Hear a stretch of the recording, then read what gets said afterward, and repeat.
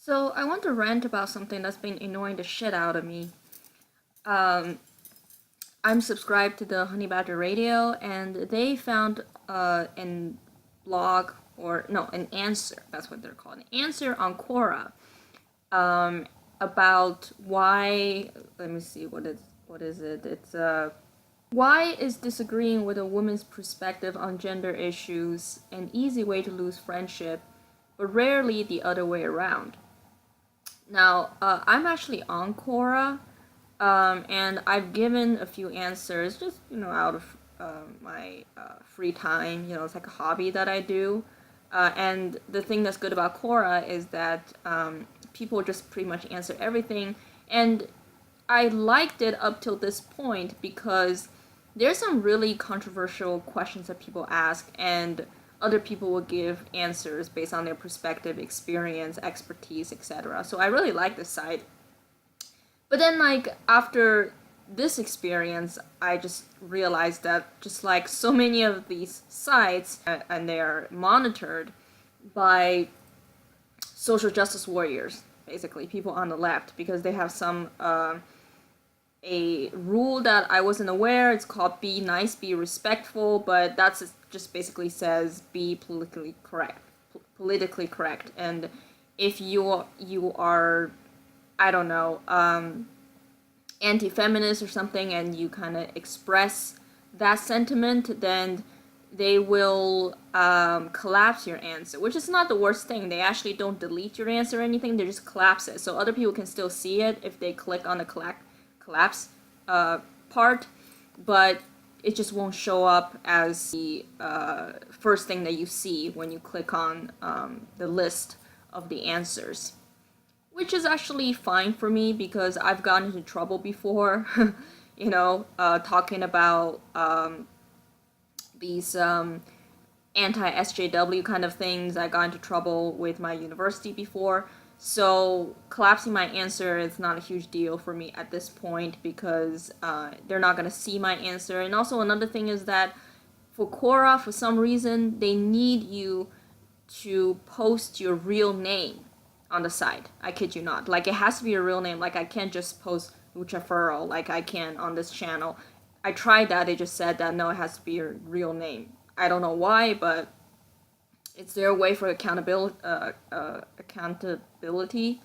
So, anyways, the first answer, one of the first answer, was this woman named Camilla Espinoza, and she said, if you watch the Honey Badger Radio and their talks, you know this. She says that, let me tell you a little story. John and Susan are two friends, and Susan's on her way to meet John for ice cream. It's a beautiful hot summer day, and Susan's getting ready.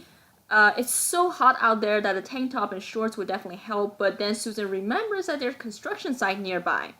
And what if John and she ended up going to a bar afterwards and it gets late, and she has to walk in the shorts? And she could get a cab, but then she would have similar problem, maybe a dress. I'm not going to read the whole thing, but basically she's saying that as a woman, it's so hard as a woman because you have to decide how you dress, and you don't want to catch too much attention because then you'll get regularly catcalled or sexually objectified, this kind of thing. And this is all because of rape culture. So I made a response to this. The first response I made was directly to Camila Espinoza, and yeah, I wrote a few. I guess you could say abuses, but honestly, this woman, I guess you could say she deserves verbal abuse, okay? Because she's essentially saying that men are all potential rapists, and we live in a rape culture perpetuated by mostly men, which is really actually violating the core policy that you cannot espouse hate towards an entire group based on gender, sexual orientation, religion, skin color, whatever. And she does it to men. But that's okay, right? Just like everything. Like, if you do it to men, it's perfectly fine. So, I sort of, I gave my response. And I basically said that, you know what, I've never, almost never been catcalled, like, in my life. I mean, this is kind of a shocking thing, right? Like I walk around and I actually I like to dress nice. I mean, nice not always mean like sensual, just like it's always thoughtful kind of nice. And I walk around by myself frequently. This is almost a daily thing with me. I walk around by myself. I'm usually always by myself. Like there's no friend or family member or whatever going around with me. And couple times I caught the attention of several security guards. So for example, there was once that I was waiting for a movie to start, but I had like 10 minutes to kill, so I decided to listen to the Honey Badger radio and kind of walking around in front of the movie theater, because in the theater it's freaking cold and I don't want to be in there, right? It's like the AC in America. They can never figure that out. So I started just walking around in a parking lot in front of the theater for several times, listening to stuff, killing time. And the security guard came over, stopped in front of me, and just basically told me that it's not okay because it gets him nervous. Okay, so he told me that just stay in one spot or please just go inside the theater because they pay me to do this and I'm just getting really nervous looking at you walking around. It's suspicious. Okay, yeah, so this kind of thing actually happens more frequently instead of catcall, okay?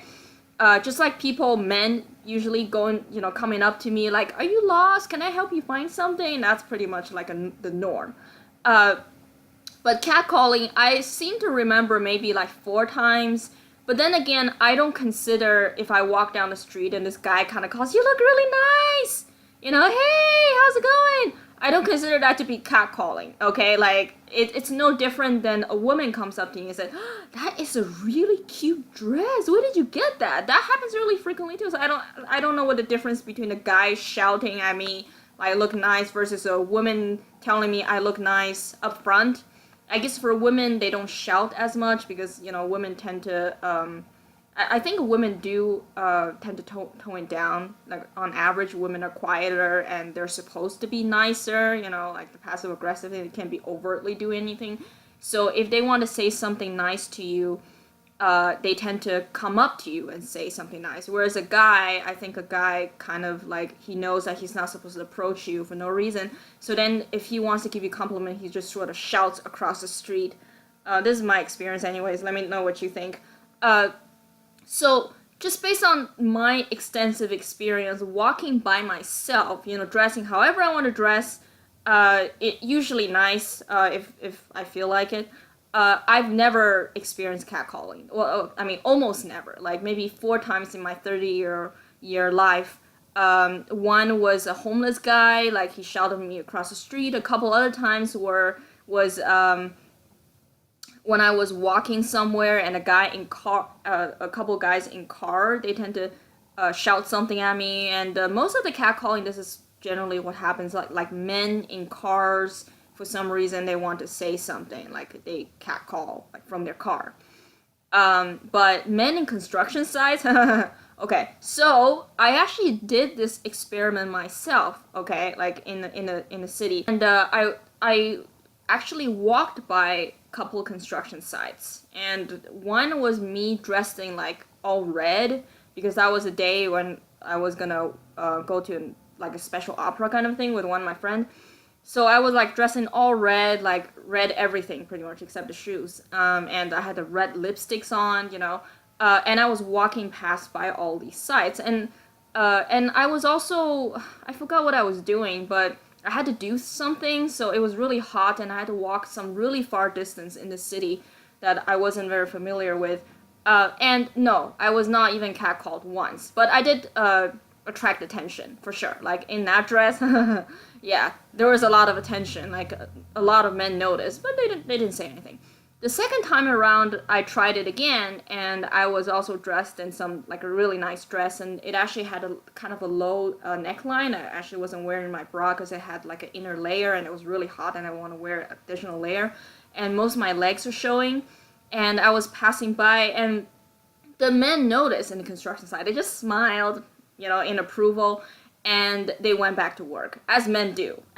So I was just trying to say, like, this construction site catcalling stereotype is a stereotype, okay? Like, when men catcall women are generally men, either they're kind of low IQ or something and they really don't know how to approach a woman, or they're crazy or something, or they're in their car, maybe going to a party, maybe they felt like they're having a good time or something and they just wanted to, act out in some form of weird aggression. Really, that's it. Generally, men stay the fuck away from you. They leave you alone, which is common sense, but apparently not. So I gave a response on this, and I also just tried to get across the idea that men working in construction sites, that is a really hard job. Okay, you're outside, you don't have AC most of the time, and depends on where you work, it can get really bad. And sometimes they're on call over the holidays. Let's say the power went out. There was a couple weeks ago that where I live, the power went out. That this was during Memorial holiday, and of course the men had to get up at 3 a.m. to fix it, right? And they don't get any sleep with their knee deep in the mud, and it was still raining. They have to do this shit, which is also a dangerous job. Or it's really hot and they're sweating from the sun, and depends on what the rules are. Sometimes they have to work without any clothes on the upper body, or you can tell that they're sweating. I mean, just think about under those conditions, where do they get the energy and breath to give you some sort of hyper compliment? Like they don't have the time, the energy to do that, or even the luxury to do that. If it's just one construction site, and if the men are somehow all taking a break for some reason, and like a woman, keep, walking, I haven't been into that situation. Like I don't purposely go into like a construction site that's not in the middle of the city, just like a abandoned place where they're kind of construct something that's way out from the city, and I walk in there. I think most likely they're gonna ask me like, are you lost or something, but maybe there would be a couple of men who would make some hyper compliment if they're on break or something. The bottom line is it's very rare, and I actually challenge that. I tell this to women, do this experiment yourself. Just walk down a regular street, okay? Like, don't make eye contact. Walk how you would normally walk down a regular street, and do that for several times and see how often this happens that you get catcalled just for no reason, right? And then so I get several like of these responses. I get really annoyed, and they're from men. Okay, and this is what I'm talking about. Like, this is why it kind of pisses me off almost when I hear some MRAs say that women are the problem, men are complacent, men are also to blame by being complacent, but women are the problems. I know they're not just being complacent. It's not just like women say, oh, I want to do this, and men are just like, whatever, fuck off. I'm not going to even say anything. I'm not even going to say anything. No, you have all these men who are like cucks, for lack of a better word, who will overtly, who will aggressively try to protect women, because they think that it's their job. They are, for men, for a lot of men, probably seeing a woman get catcalled, it gets them even more emotionally than a woman gets catcalled. I think it's really kind of a feedback loop, right? Because a woman might walk down the street and maybe she likes being catcalled. I mean, I personally don't like being catcalled because I don't like being startled. This is one of the reasons why I really don't like dogs. When I'm by myself walking anywhere, I want people to leave me the fuck alone. I don't want somebody to just suddenly shout something at me, because I get startled and then my heart goes like really, like it gets really jumping up and down, and just I get hyperventilated. But it's just, for a lot of time they're not really catcalling, they're just complimenting you, and women get used to it, really, because it's really not a big deal. Like, this is not like, somehow somebody kept like touching you or something like that. That's not okay. But there's so many things you can do with catcalling. For example, for me, I just always have my earphone all the time when I'm walking by myself and listening to something, so I don't pay attention to anything.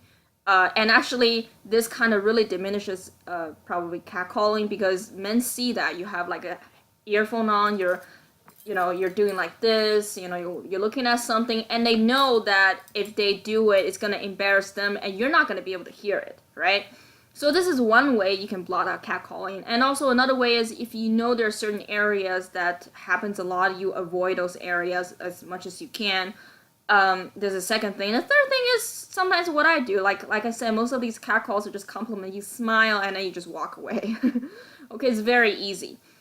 So I think women, most women, those average women, not like the victimhood feminist women, they know how to deal with it. But when men, like a lot of these men, they see this, they're just like, this is not okay, okay? Like, this is really not okay. Oh my god, how rude is that guy?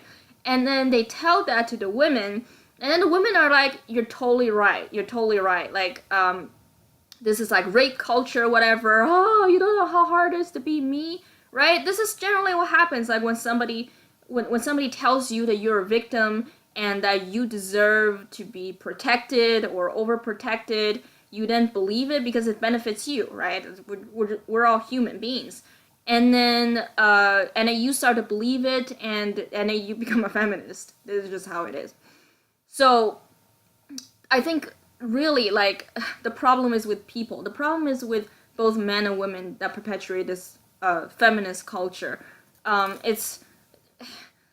This is like saying, like, for example, if you see a kid and the kid is acting rude, right? And you just say, oh, it's the kid's problem. Like, nobody would say that. Nobody. They would say, no, it's the parents' problem. The parents didn't raise the kid properly. And I would say that it's not, it is also the kid's problem, right? Like, you can't just take all accountability away from the kid. But definitely, yeah, there's the kid's problem and there's also the parents' problem. And with men and women, the dynamic is the same. I mean, there's the women's problem for doing something, and there's the men's problem for actively encouraging it. Like, it's not just being complacent. And this is what I've seen from this review. This guy, a construction worker, basically, he said something like, trust me, it happens on a large scale. Like, I can give you specific routes, where I live. Like, my wife is 40 years old, and she, it happens to her, like, there will be like 3 honks. Why are you so sure that the honk's at your wife and not like at somebody else? But whatever. Let's just say that it's true. Like, you just know, like, those honks are at his wife.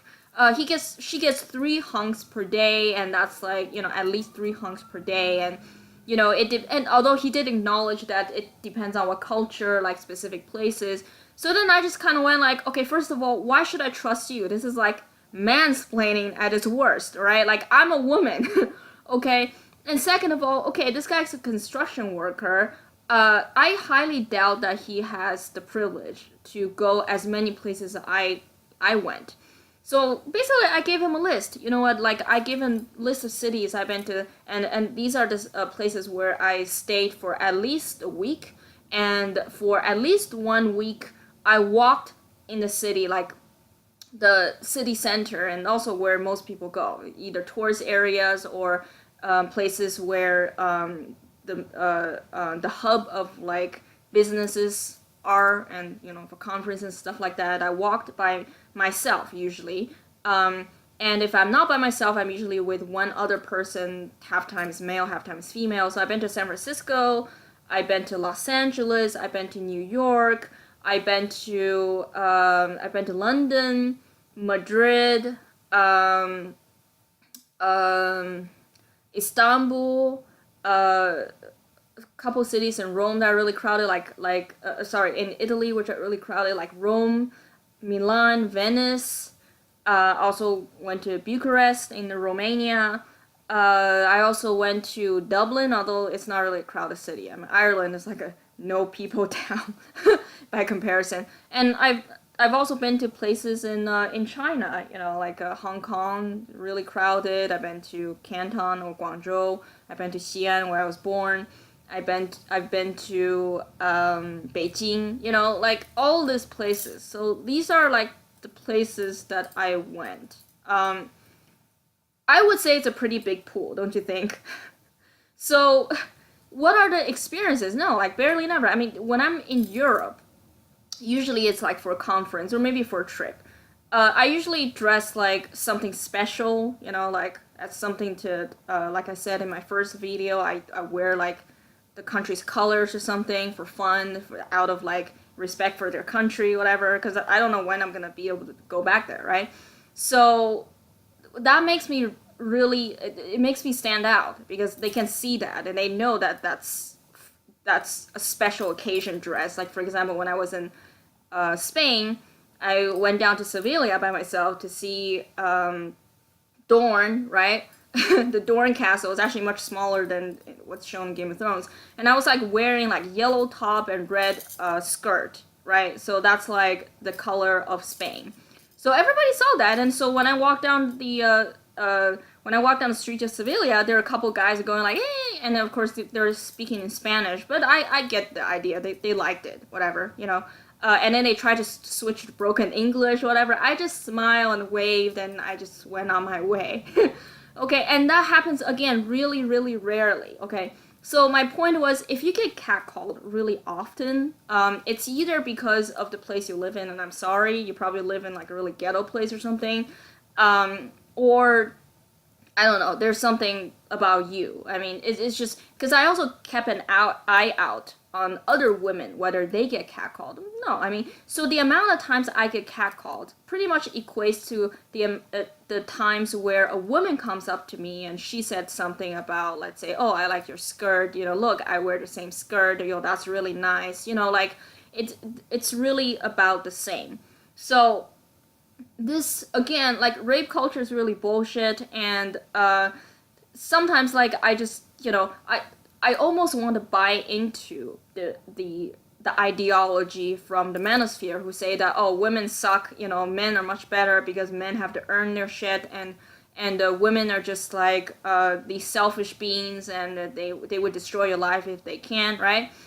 And I would say, look, if that's true, that's actually better than the current situation because I can root for at least half the population, right? So I would expect that when I say something and half of the population would have enough sense to judge it correctly or judge it fairly, right? Like, so when they see like this stupid post by this bitch, Espinoza, whatever, Camellia, if they are really the fair-minded one, they would say, bitch, woman, grow the fuck up.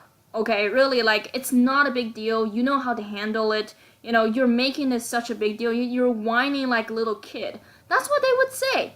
But no, like, you have like a bunch of guy, I kid you not, you can look at it. And this is my frequent experience when even debating with feminists online. They will say, yeah, we need to respect women. We need to protect women. I mean, who are these men? They just suck. We have to protect. It's like, it's not even like a woman said, oh, I was brutally beaten by like a guy and nobody came to rescue me. And that sometimes happens. That sometimes can happen. Like, it depends on where. It won't happen nearly as much if you're in the middle of like a city, but it could happen like in some corner, and people generally don't want to get their hands dirty, so that could have happened. And the men are like, oh my god, I would have tried to protect whatever better. I mean, even though protecting women just because she's a woman instead of a person is already kind of cucky, but at least it's more understandable. But like these men are just jumping on like yeah, it's so bad that people throw hyper compliments at women. Okay, and this is also the thing that I've experienced time and time again, which is that when I go online and I debate with feminists, most of the time, or like people who are at least feminist sympathizers, most of the time what end up happening was a guy comes up and basically just mangina the shit out of the whole situation. Like, he would come and basically call me internally misogynist, and so actually what happened was when I talk with women and I bring up stuff, women generally would actually just end up not replying. They would actually they're actually the one who don't call me names or anything. Weirdly, this is my experience. Obviously, extreme feminists still do. I'm not talking about the likes of Christy Winters or something. I'm just saying regular women who are not like extreme feminists, but they are either feminists or feminist sympathizers, right? I mean, they're the ones who say, yes, we live in a rape culture, you're totally right, and women just, have it so much worse because we're sexually objectified or something.